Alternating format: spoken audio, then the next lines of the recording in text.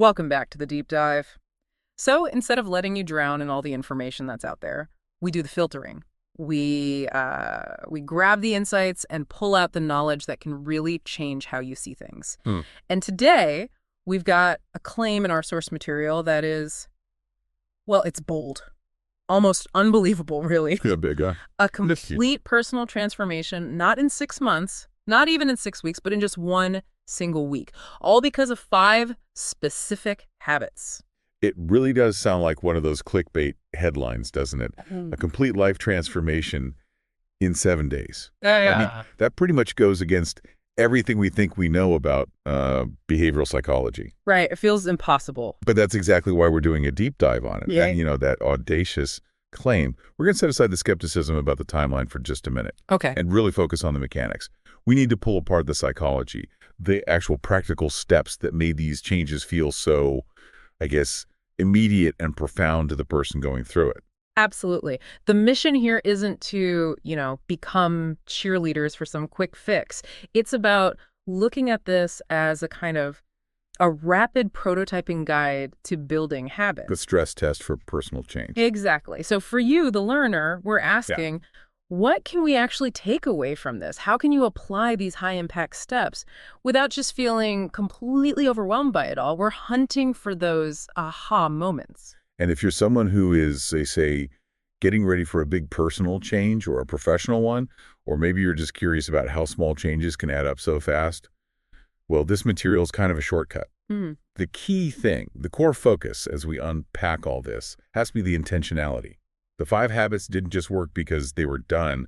They worked because they were done with this, fierce purpose that broke a bunch of old negative patterns all at once. That's the system thinking right there. So before we jump in, let's just lay them out. The 5 habits we're going to unpack are waking up early, daily exercise, journaling, mindful eating, and the big one, limiting screen time.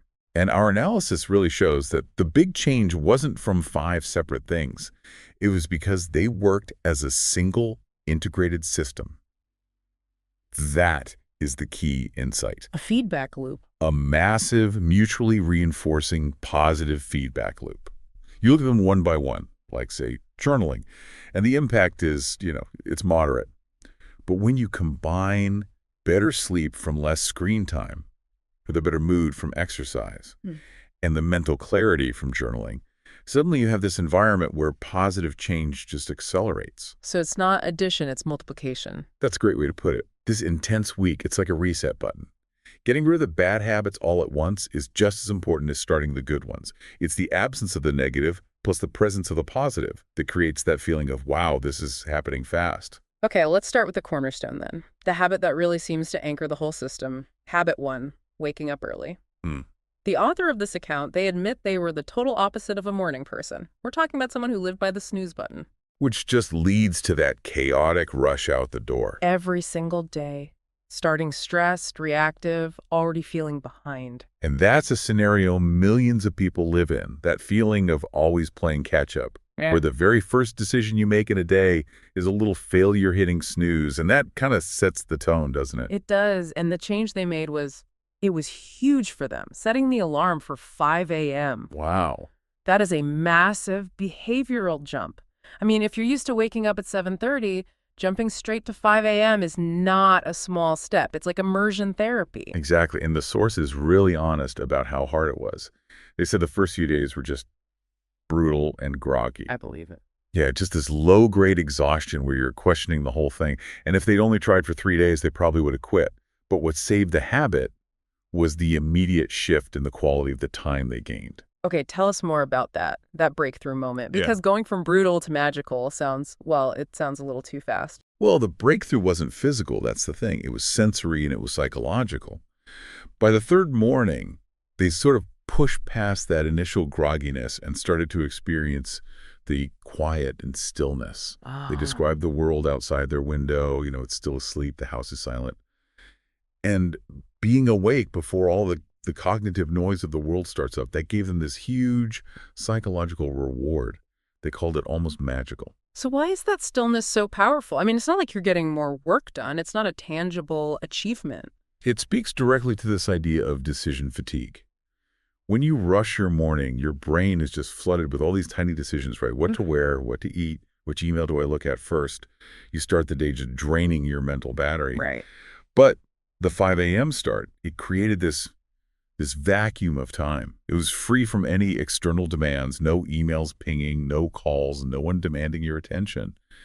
And that vacuum, it provided this immediate mental clarity. So the reward wasn't, I got 2 more hours of work done. It was, I got 2 hours of peace. Precisely. We call this an anchor habit. Hmm. Waking up early was the foundation that made all the other habits even possible. Making that first decision of the day a success. Getting up, it creates this powerful sense of, self-efficacy. It helps you resist that decision fatigue later on. So how are they actually using these quiet hours? What was the intention behind it? The activities were really carefully chosen. It was all about mind-body connection, not about productivity stress. So you'd start with some light exercise stretching, a short jog, just to physically wake up the body. Mm-hmm. And that was followed by some meditation, setting intentions for the day, just a few minutes of quiet breathing, visualizing the day going well. That had a huge impact on their mindset. That seems to be the critical part. It wasn't about getting a head start on emails. It was about preparing yourself mentally and physically for the day ahead. It completely gets rid of that chaotic rush. They suddenly had time for a good breakfast. They could sip their coffee slowly. They could actually plan out their day. And that shift from being reactive, grabbing your phone the second your eyes open, to being proactive, that is the huge psychological win. And they felt it immediately. Oh, yeah. They reported feeling way less stressed and having this greater sense of control over their time. It's like when you're always playing catch-up, the world is setting your pace. When you start ahead, you set the terms. And there was that anecdote that really sort of cemented the habit emotionally for them, the one about the sunrise. Yes, that visceral experience of just watching the sunrise from their balcony. It's a simple thing, but it was profound for them.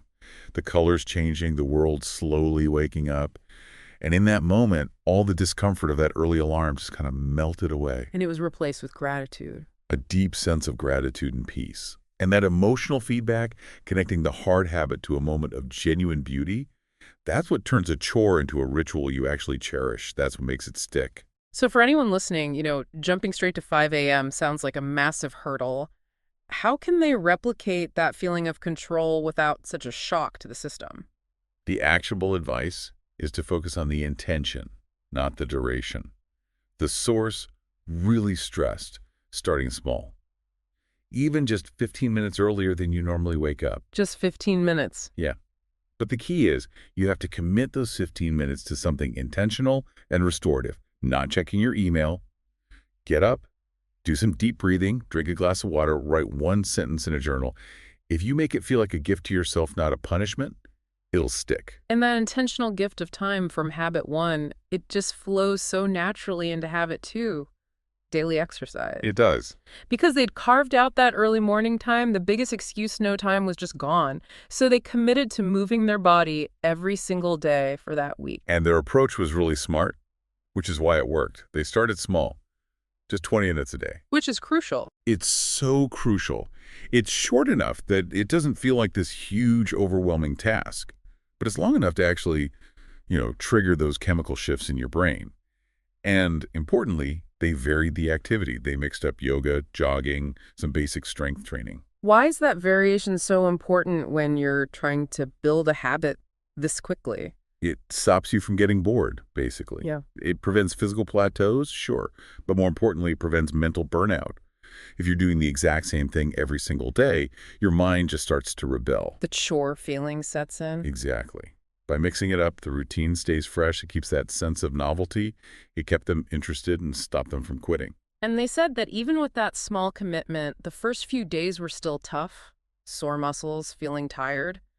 But the mental breakthrough came pretty fast by day 4. A huge improvement in mood, more energy, less irritable, just more positive. And that rapid psychological shift, that's where we really need to focus. The exercise was reframed immediately.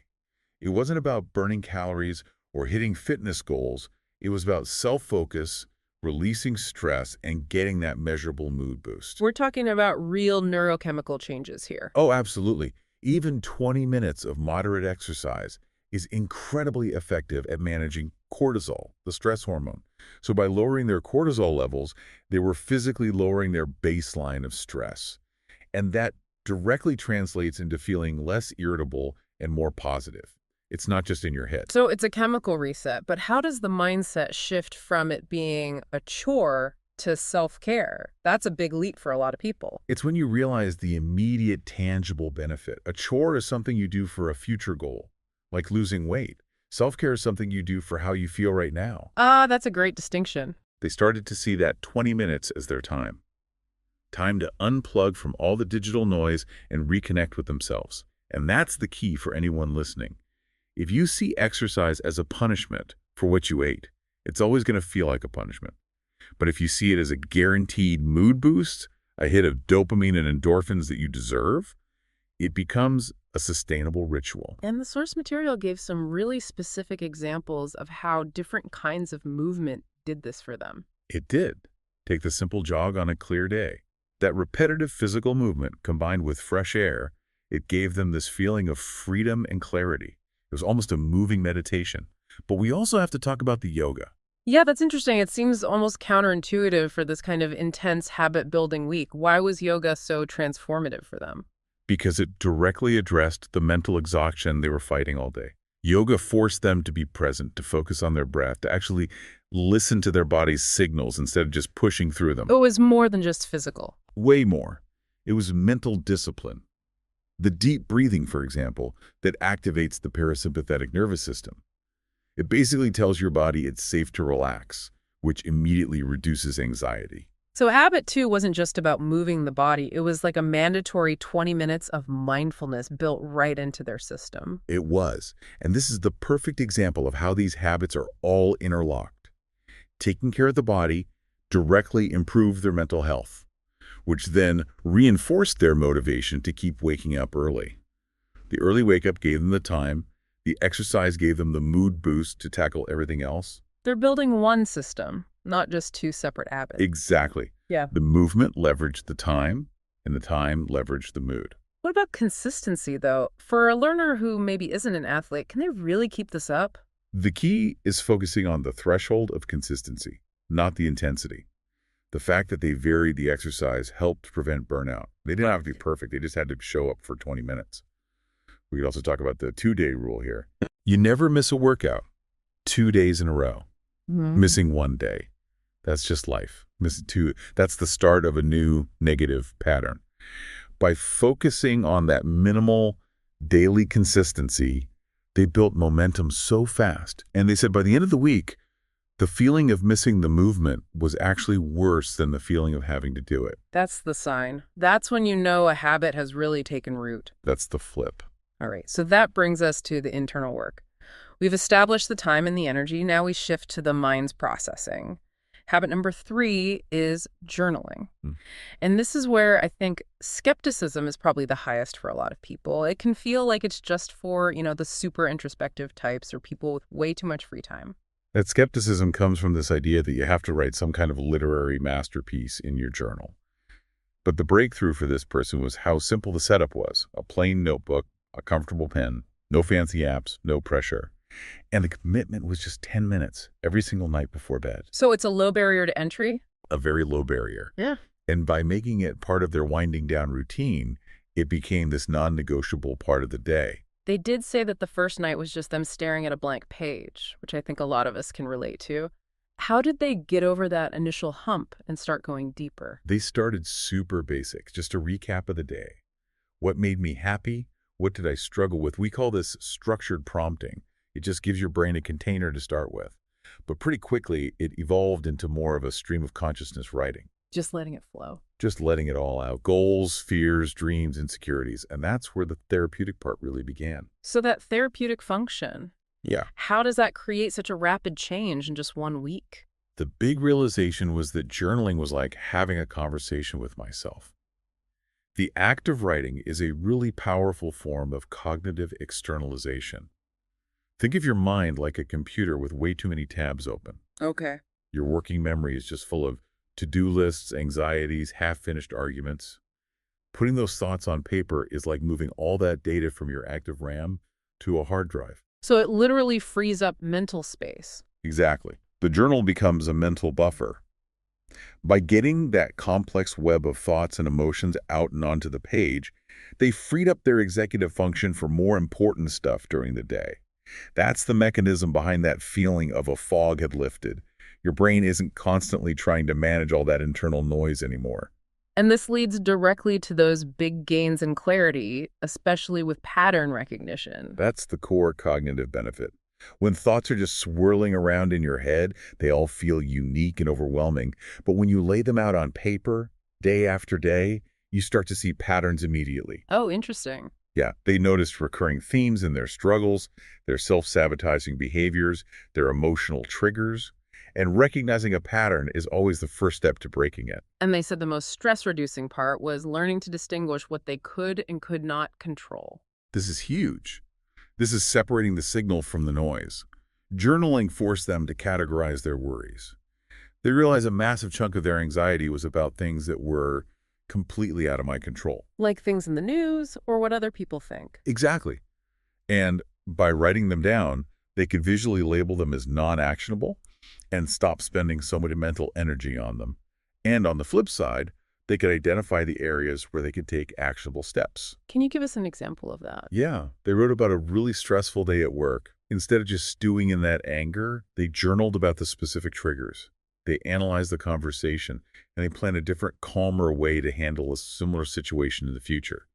The journal basically became a rehearsal space for emotional maturity. So you gain control over the response, not just the emotion itself. Precisely.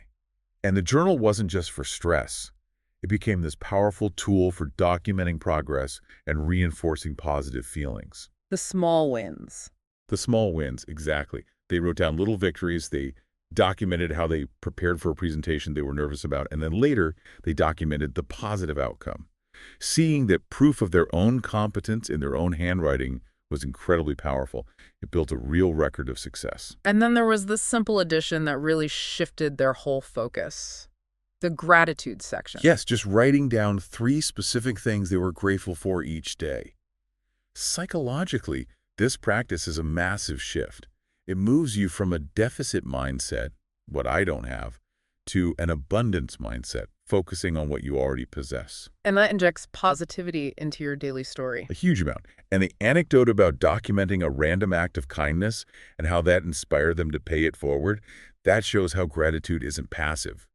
It actually inspires you to take positive action in the world. So the big takeaway for the learner here isn't about writing beautiful sentences. Not at all. It's the process. Don't worry about perfection. Just commit to those 10 minutes of writing. It's a tool for organizing your thoughts, regulating your emotions, and discovering things about yourself. By making your thoughts visible, you gain clarity. And that clarity directly leverages the time you gain from waking up early and the emotional balance you got from exercise. Okay, so moving from that internal clarity to our external consumption. Habit number 4, mindful eating. Mm-hmm.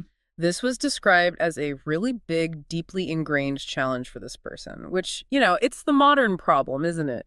Eating on the go, rushed, distracted by our phones or the TV. Which leads to chronic overeating and just being totally disconnected from our own body's signals. Exactly. So what is mindful eating at its core? It's the deliberate act of paying full, non-judgmental attention to the experience of eating. It means savoring each bite, actually noticing the flavors, the textures, the smells, and how your body's responding to the food. That sounds a bit abstract. How did they turn that philosophy into a concrete, actionable plan for the week? They enforced a really strict set of rules. It had started with setting the scene. They cleared the dining table, set a proper place, and this is critical, removed all digital distractions. No phone, no TV, no laptop. So the meal becomes an event, not just something you do while doing something else. Exactly. And then they would start each meal with a few deep breaths, just to center themselves and focus on the present moment. And what were the immediate changes they noticed in the food itself?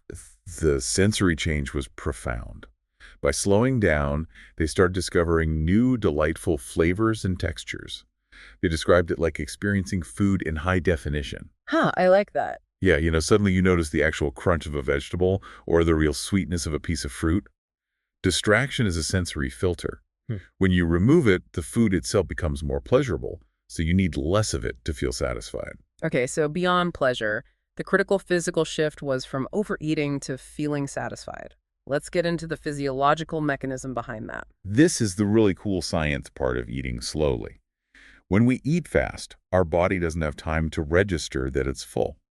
There are stretch receptors in your stomach that need time to activate, and the hormones that signal fullness, like CCK and PYY, they take about 20 minutes to travel from your gut to your brain. So if you wolf down your meal in 10 minutes, your brain still thinks you're starving. Precisely.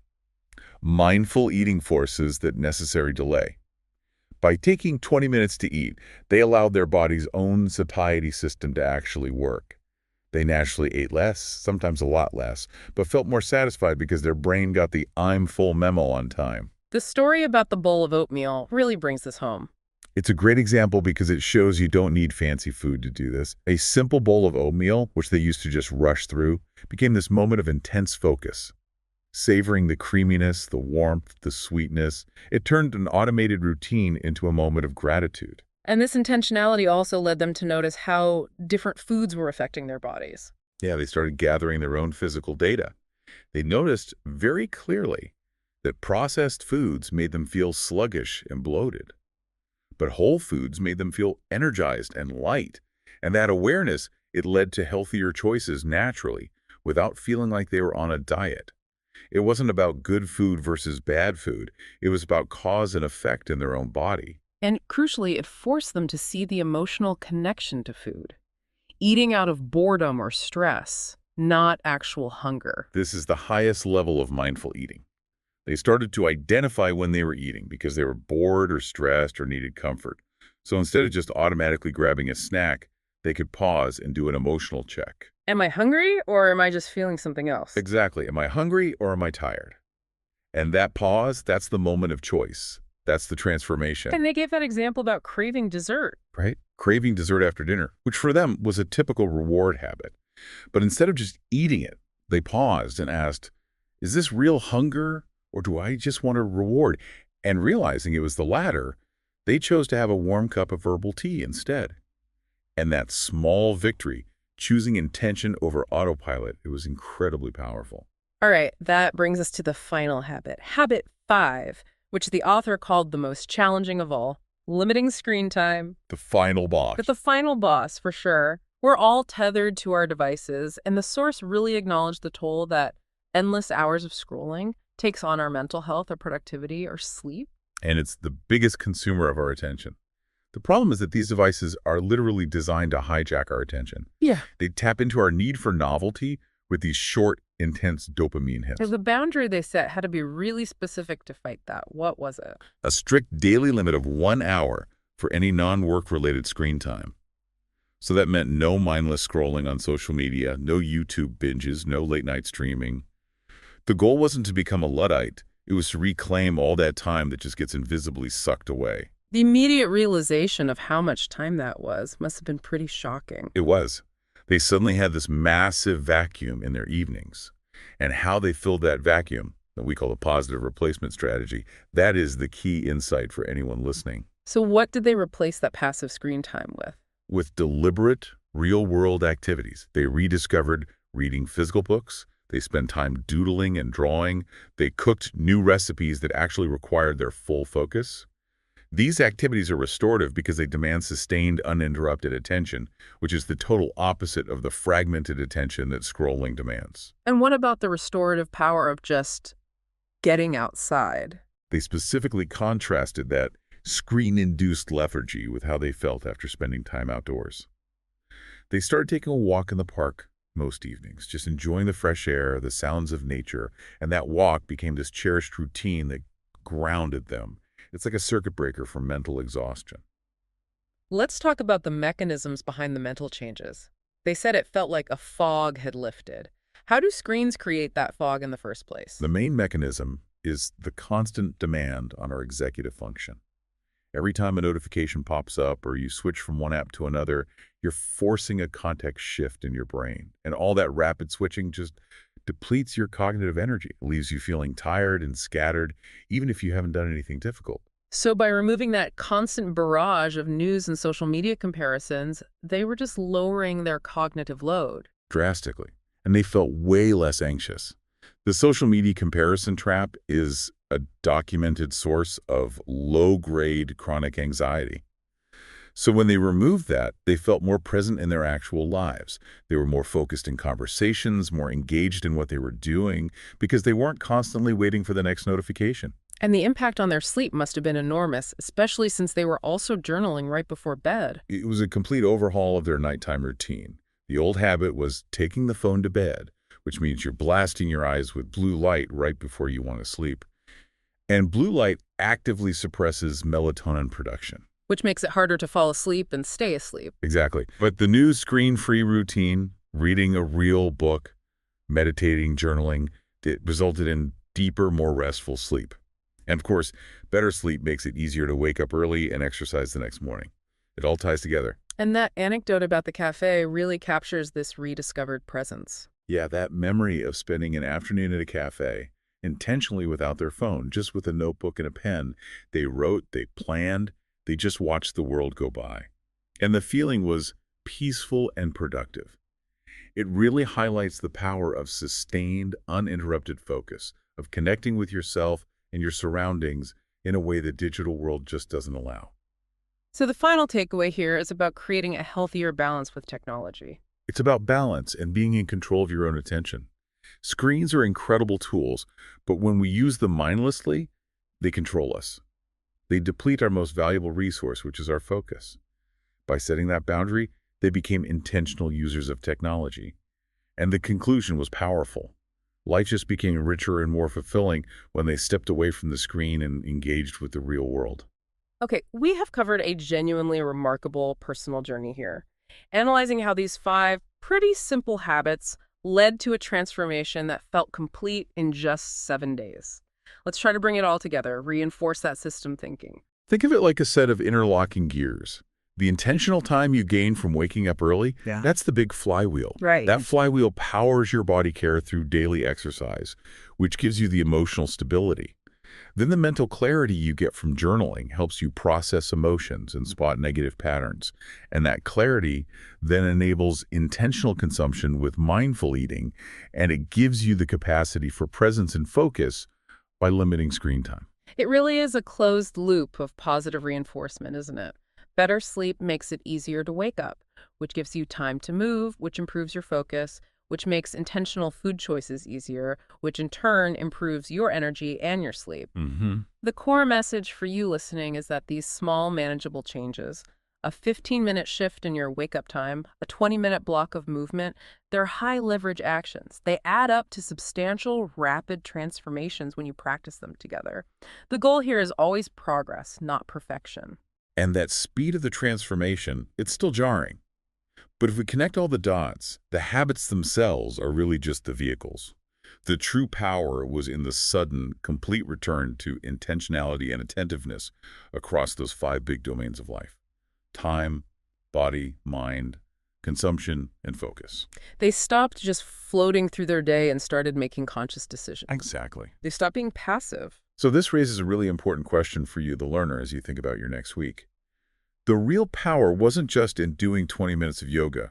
It was in the shift from being a passive participant, rushing, reacting, consuming, to being an active, conscious decision maker in your own life. So your starting point shouldn't be trying to be perfect in all 5 areas at once. Instead, think about which of these habits represents the biggest point of friction in your current routine. Where are you losing the most time or energy or mental clarity? Is it that chaotic morning? Is it the endless scrolling at night? Is it not knowing why you feel the way you feel? Targeting that one single greatest point of friction, that weakest link in your personal system, that might be the area with the biggest potential for rapid change for you. Because fixing that one thing will give you the biggest immediate reward, and that'll fuel the motivation you need to then anchor the second habit. How might intentionality in just that one area, whether it's getting up 15 minutes earlier or just leaving your phone out of the bedroom, how might that fundamentally redefine your relationship with your time and your energy in the week ahead? That single deliberate choice is the start of your own transformation.